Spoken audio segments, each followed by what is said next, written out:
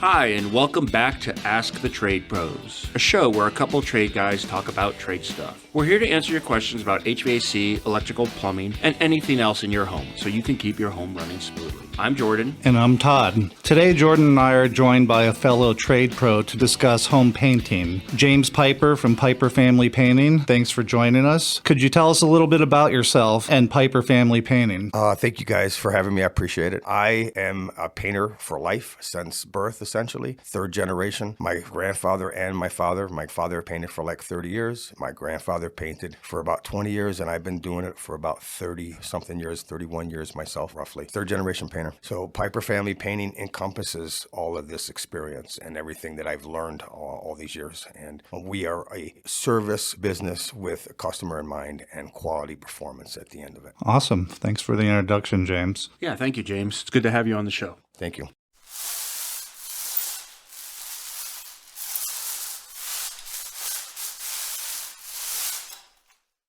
So let's learn a little bit about some painting right now, since I know this is not one of the trades that Todd and I generally do, and our listeners will be very interested in hearing some stuff. So I'm going to kind of start at the beginning. James, tell me, if I'm a consumer and I'm coming in and I want to need to paint my house, need something going on, what am I looking for? Start me at the beginning. Kind of start me off. That's a really big question. There's a lot of things that go into painting a home, and there is a bunch of different ways that you could approach painting a home. Piper Family Painting specifically has a quality standard in mind when we propose work to paint your inside or your outside of your house. Take the outside of your house, for instance. If you called me and you wanted a professional quote to have somebody come out and repaint the outside of your house from top to bottom, your fascia, your soffits, your walls, your trim, your garage doors, your pony walls, I would come out and we would spend about an hour together getting to know one another. I would share with you the products that I use. I've been a Sherwin-Williams person for over 30 years. I've been going to them since I was a little kid. I know their product very well, and I know what to recommend. In the world of paint, there is, no matter what manufacturer, who you go to, there is a good, better, best always. Doesn't matter where you go. I use Sherwin-Williams because, again, I've been using them for a very long time. I have a really good relationship with my vendors. So when I'm proposing paint to you guys, I propose the top value paint that I can get from them because our rates are usually so good. But at the end of the day, in this hostile Tucson desert environment, what I really care about is what is your paint doing once I put it on your walls. So I'm walking you through that process, and I'm trying to find out what's important to you. Are you trying to seal your house off and seal your investment off and make sure that you don't deal with termites, you don't deal with water intrusion, you don't deal with mold? These are some of the things that I really want to know, because if you go an extended period of time in Tucson without painting your home, all those things are a real possibility. That's great. Thank you for that, James. So prior to this, you were discussing that you had been in Florida, you had been other places with painting. So I'm sure the listeners would like to know, you touched on that briefly, but what are the differences from the different weathers and how does paint affect that? So this environment is not much different than Florida, oddly enough, right? One is a desert and one is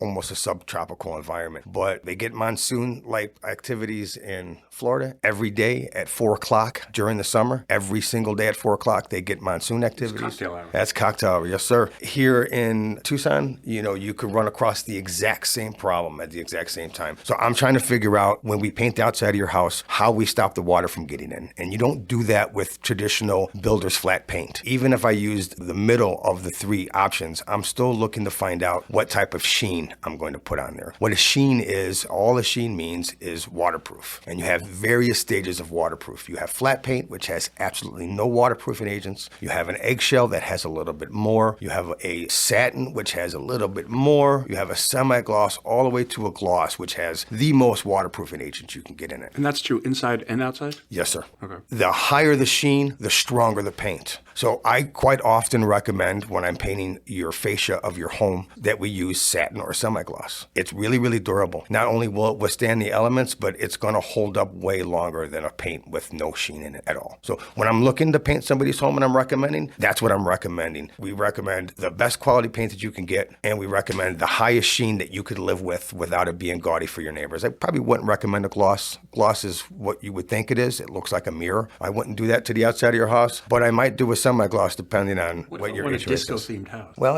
I would have to talk to your HOA about that. So I do have a question for you, James. So you're talking about exterior of the home. Nowadays, I see it a lot that the outside of the homes do have that higher sheen. Is that typically a semi-gloss or is that a satin or? 90% of the time, it's a satin sheen. That's the most popular exterior sheen to go with. It's pretty strong. It's stronger than an eggshell. It's way stronger than a flat, but not as shiny as a semi-gloss. What are the different life expectancies or in this Arizona sun going from, say, a flat to an eggshell or a satin? Obviously, you're going to expect longevity from the higher the sheen, correct? Totally. From a flat paint, I don't think that your wood fascia on your home would make it 10 years. With a satin sheen, it's going to go last 15 to 20 years. Big difference. Do the sheens dull over time? Because obviously we're in a dusty environment. Will that dull so you don't have to worry about that glossy look for your neighbors? It might dull a little bit over time. Full disclosure, this Arizona sun is very hostile. So even with the top best paints you can find, it's still going to weather and it's still going to succumb to what the sun does. You'll lose a little bit of the luster over time for sure. The dust will help with that. But the overall hardness of it is what I'm going for. So speaking of losing that luster and how it ages, if I'm sitting there and I'm one of our loyal listeners and I don't know anything about paint except kids throw it at a wall, what am I looking for? When do I know when I need to repaint? Like, am I looking for just cracks in it? Am I looking for a dullness? How do I tell, hey, besides my HOA calling me up and saying, hey, you got to paint your house faster, we're finding you, how am I going to know when's the time? If you see cracks in your home and cracks around your windows, separation from your window frames and the stucco, and you see failing caulk and fading paint, it's time to paint. Those things are indication of a possible larger issue. If those things are not remedied, if cracks in the side of your stucco home are not remedied during monsoon, that water penetrates your stucco and gets behind your stucco. So it needs to be done immediately. So just walk the house, just do an inspection, kind of a casual inspection, see if you see separation lines. Totally. That's what I'm looking for when I walk the house. I'm looking for cracks. I'm looking for some small cracks are okay. You're going to deal with hairline cracks in the stucco. I'm looking for larger cracks. I'm looking for chunks of stucco that have fallen off because there's issues behind it. Assume I'm clueless, James. What's a larger than hairline crack look like? 1/4 inch crack is usually what I'm digging out with my tools and filling with an elastomeric caulk. Over anything over 1/4 inch. If I use a rubberized coating to paint the outside of your house, there's an extra benefit that it fills hairline cracks on top of it. That's good information, James. I do have another question after listening to all this great information. So I'm sure the customers want to know regarding exterior, is there a certain temperature, a certain time of the year that is better to paint than others, like winter, summer? How does paint affect that and what do you recommend? The only thing that it poses a real challenge for professional painting contractors doing exterior work is rain. We can work through everything else. We can work through cold. We can work through the hot season. We can work through the cold season. Rain poses a problem because that brings additional moisture in the air, which slows the drying time down of your paint on your home. And if you're not prepared and a monsoon comes through, you could run fresh paint right off of your walls and onto the concrete of the home that you're painting around. It's hard to anticipate that. It's hard to anticipate rain in any capacity and in any region. Really is the only hurdle that I see is rain. Do you see any colors that are more popular? Obviously, we're in Tucson here, right? So everything is brown or a few things are gray. Switching terms a little bit, we'll go into inside houses. I know obviously there's a trend there for a while. Everything was gray, period. Like your walls were gray, your house was gray, everything's gray. What's the latest color? It's still really similar. Gray is still very popular. They just kind of changed it a little bit. It's a lighter gray, not a darker gray. A later gray, right. Before you can get a French dark gray, now you have a French light dark gray. I heard there's an old wives' tale out there that Sherwin-Williams specifically, every year they send the representative wives to Cancun, and that's who picks all of the colors. So if you're ever looking through a color wheel and you see some pretty crazy colors, it's probably because one of the pro wife from Sherwin-Williams picked that color over margaritas. Nice. Tequila night chooses the color of the season. Drinks all around. And I wanted to talk about the outside really quick. I've been doing this for over 30 years. I know paint. I know it inside and out. When I was painting as a kid, most of everything we did was oil paint. You can still find oil paint today, and oil paint is a viable solution for certain things. But before, we painted everything in oil paint. Doesn't oil paint stay wet for a while? It stays wet for 24 hours. It takes 24 hours to dry, but it's extremely durable. So over the last 25 years, they've figured out a way to take the solvent out of durable paint and add water to it. So in the world of chemistry, if you add water to something, you solve soften its chemical composition. Somehow Sherwin-Williams figured out a way to make it harder by adding water to it and removing the solvent out of it. The solvent is what the color is added to as a way to get the paint on the wall. It's usually really thick and takes a long time to dry, and it's very nasty and stinky. And I spent a lot of time as my youth huffing solvent, James? Solvent, because we not only did we have that, but we had to bring in paint thinner to clean the solvent, which was like a double bubble. So it was pretty bad as a kid. I'm glad we need to get away from that. A little bit safer now? Yeah. A little bit safer to paint? Nice. So, James, you said you've been doing this for 30-odd years. I know our listeners like to know how to fix their house and paint, but sometimes they really like to know what's the weirdest thing you find in the paint world? Oh, gosh, the weirdest thing in the paint world. That's a really good question. Probably the painters. If I had to be honest with you, the weirdest thing about this trade is the painters, all right? I always say that our trades and our trade pros are prima donnas, and everybody has a very unique way of doing it. And in our industry, it's a lot of ways that you can go about painting your house, but that makes our painting industry unique. We got a bunch of prima donnas that consider themselves artists, myself one of them. So, James, I did just think of another question for you, and I don't know how often we're going to come across it here anymore, but is there a way for customers to tell if they have an older home, if it's a lead-based paint? Is there different signs of cracking or ways for you to know going into the home if it is lead-based, and what would you do to address that prior to repainting? So the age of your home will tell you a lot. You probably can't tell from the outside of your home that you have asbestos tiles on your house. And I see asbestos tiles here in Tucson. They're fine as long as they're not disturbed, but you can't really tell it different from anything else, essentially. Houses built all the way up to like 1988 probably had some type of lead base or asbestos in the home. That's pretty much guaranteed. If I go into a house that was built in 1988 or under and they have popcorn ceilings that they want me to remove, I know right away there's asbestos in it and I need to treat it a specific certain way. I would test it just to guarantee it. There's a couple of places here in Tucson, the university, Arizona University, they're one place in particular that will test it for asbestos for free, if I believe. And I would test it just to make sure I'm correct. Asbestos specifically is dangerous when it gets into the air. It's fine in your home as long as you don't disturb it. But if I'm taking down popcorn, all of a sudden it becomes airborne. So the proper ventilation treatment, the proper protective gear, I would have to keep everything wet is the pro trick here, is to keep everything wet. And I can use a simple garden sprayer that you would use to, spray your roses in your backyard. And I fill it full of water, warm water, and I spray it over everything that I want to remove. And I kind of slowly, meticulously work through it. That's why this process is a little bit more expensive on the spectrum of what we do, because there are so many things to consider, including how the Environmental Protection Agency wants us to deal with it, where we dispose of it, et cetera, et cetera. So you can't really tell is the long and short of it all, but I would look at the year of your home. If it was built before 88, there's a good chance you have something in there that isn't good for you. Question, James. I know we do a lot of standardized painting. People want to paint their homes. They want to paint these days with HOAs. You have 6 colors you can choose from and they're not approved. But give me a little background. I know you guys are specialized training painters. You've been doing this for 30 years. Give me some cool tricks or cool tools, ideas, things that you've done that are kind of unique. That's kind of like if, as a consumer, when I call somebody out for painting, right, I'm going to have to do my standard painting, whatever the house needs, right? But I might want something a little special inside or a little, an accent wall or some kind of other ideas. But I know nothing about that aside from looking from, online and searching pictures of stuff. So tell me a little more about what you guys do in that realm. That's a great question, Jordan. I got a couple for you. For the outside of your home, a lot of people don't know this, but you talk to your HOAs and your HOA will have multiple color schemes to work from. And I'm going to use like Gladden Farms in Marana, for instance. There's lots of subdivisions there, lots of them. And they all have their different color schemes. But as a whole, you can paint your home in that subdivision any color scheme from any subdivision around, whether it's Shadow Glen or whether it's one of the other ones. So you can be creative even in an environment where the HOA is kind of stifling that creativity a little bit by keeping a standard palette of paint that you could work from. That's some of what we do. We offer a lot of color consultations that help you navigate that. We help you navigate the HOA. We could actually present to the HOA the color schemes that we have for you. And I usually know what the color scheme is to your home before I even come out for your estimate. For the interior, I have this thing called couples counseling for painters. All right.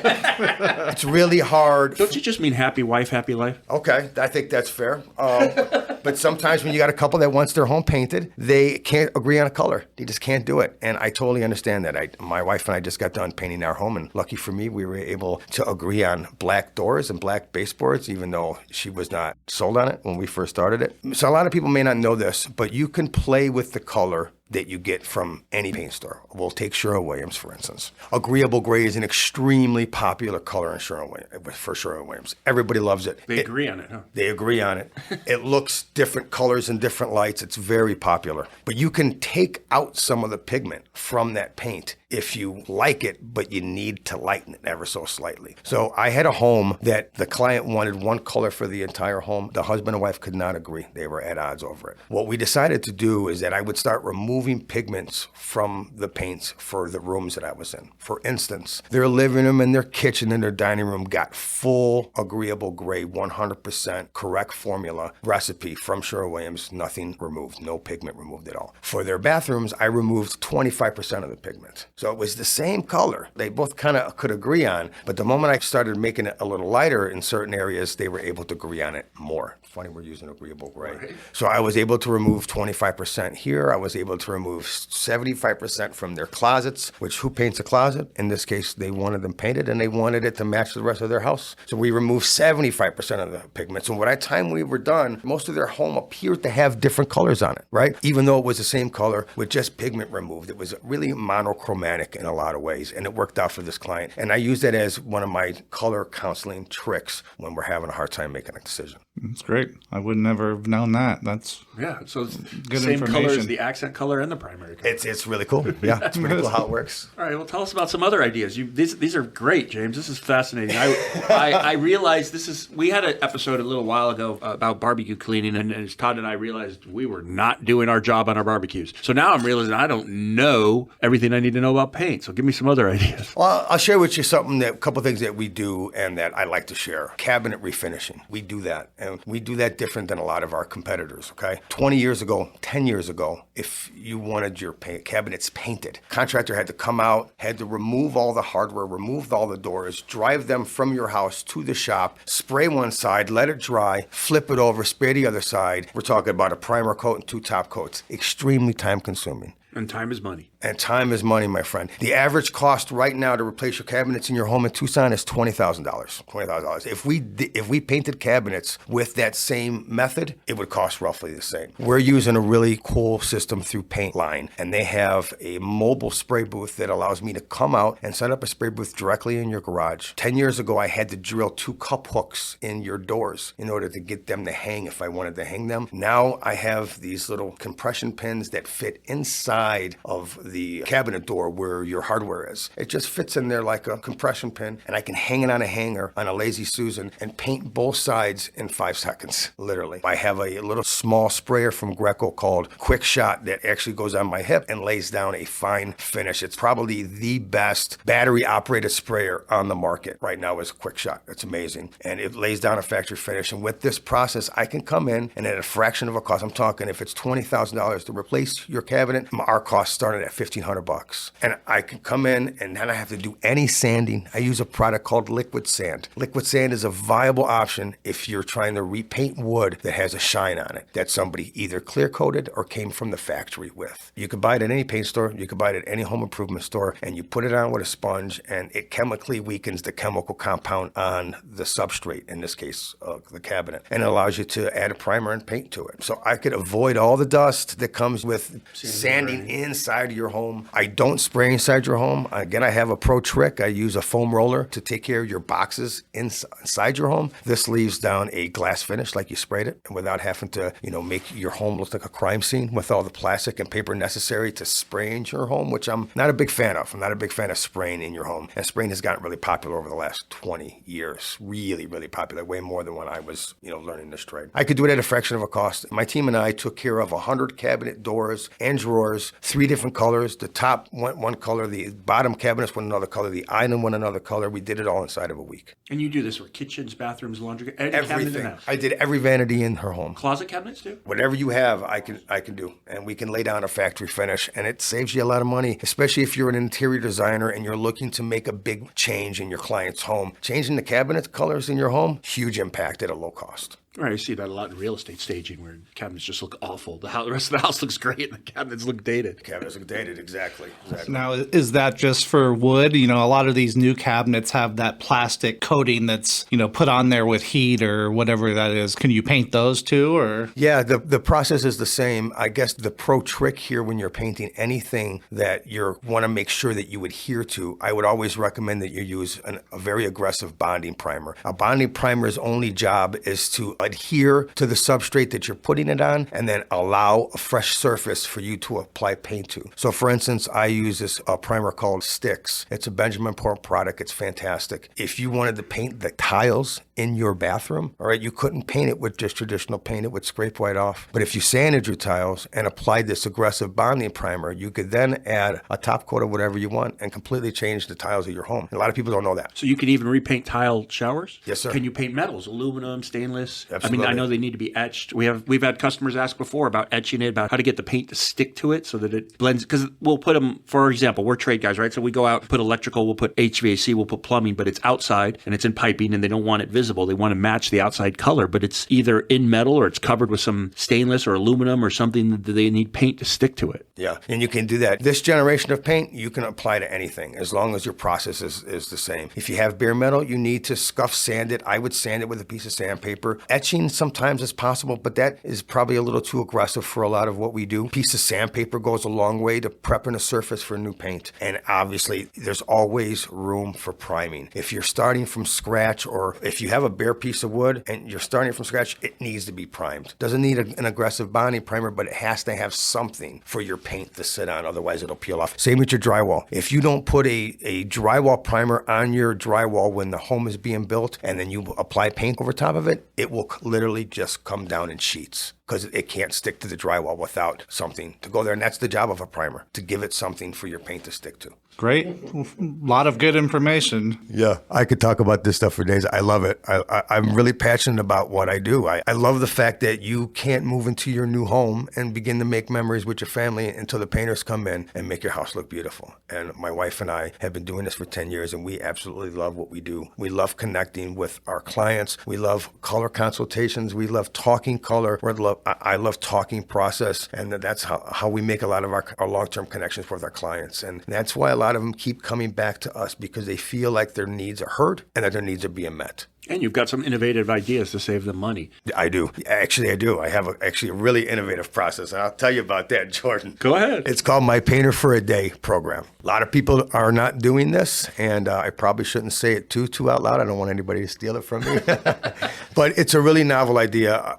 So some clients that call me for an estimate, they don't want me to give them an estimate to paint the entire 3,000 square feet of their home. They just don't want that. They have some baseboards that the dog chewed up that's been getting on their nerves, that they can see every morning they got coffee. Baseboard's got to be fixed. So my Painter for a Day program, you essentially rent a painter for 8 hours, and you get a qualified painter who's licensed, bonded, and insured, me or one of my team members. We cover the consultation to discuss your project. We cover the paint and supplies, and a qualified painter can get a lot done in 8 hours. I can paint a bedroom. I can paint ceilings. I can paint trim. I can paint the trim in your living room, and I can paint doors. There's a lot that can get done, and this is perfect for small projects for people who just don't want, a full repaint of their home. They don't need it. They just need to do something small. Well, we're in the trades. We've learned that a lot about what we call YouTube doctors, right? Where they watch a video and they think they can do it. And the next thing, I'm sure you get the same thing. The next thing you know, they're calling us saying, well, it was this project. Now it's this 3 times as large project because I watched a video. Yeah. Yeah. That happens sometimes. I think they call that Bob Vila syndrome. There you go. Got any other stories? Any other funny things you want to tell us? Painter jokes? You got any painter jokes, James? I don't know if I got any painter jokes that I can use on the podcast, but I will share. I got a good one for you. So I grew up in Chicago. That's where I'm from, and I'm a 3rd-generation painter. I don't know if I said that. So my grandfather and my father painted, and we painted mainly downtown Chicago. So the Tribune... Graffiti or what? Just some graffiti. We had a really interesting one. We had the Tribune building. It's a big building downtown. I don't know if you guys ever heard it. It's got a glass elevator that goes up and down, 2 of them. The Tribune building was tired of spending money cleaning the glass because underneath, inside the box was just brick. It was untreated brick, and it kept dusting their glass elevator. And this is a really beautiful, prestigious building. At the time, they owned the Chicago Cubs, and it was filthy all the time. So they had us come in. They had me and my dad come in, and they paid a service guy $200 $200 an hour to sit on top of this elevator, which was so cool. My dad and I got to get on top of the elevator, and he basically just took us up 5 floors, took us down 5 floors, and we used a Thompson water seal to seal all the brick inside of there, so it would stop it from kind of shedding and getting all over the glass. The coolest part about this was I'd never seen a spring that sits underneath an elevator until I was standing underneath the elevator. The spring was probably as large as the room that we stood in right now. But that was probably one of the weirdest things that I've ever did. It was really cool and pretty weird at the same time. Paint the inside of an elevator. Elevator shaft, yeah. If our listeners want to know more about home painting or Piper family painting, how can they find you, James? You can find me on Facebook and Instagram, both at piperfamilypainting.com. And you can check out our website at www.piperfamilypainting.com. Thank you again for joining us today, listeners. We're always so glad to have you. If you found this helpful, then follow us on Apple Podcasts, Spotify, or wherever you get your podcasts. If you want to know more about a topic, send us a voicemail or an email, and we may talk about it on a future episode. Check the show notes for our contact information. And as always, this podcast is made possible by our sponsors, Done Right Services.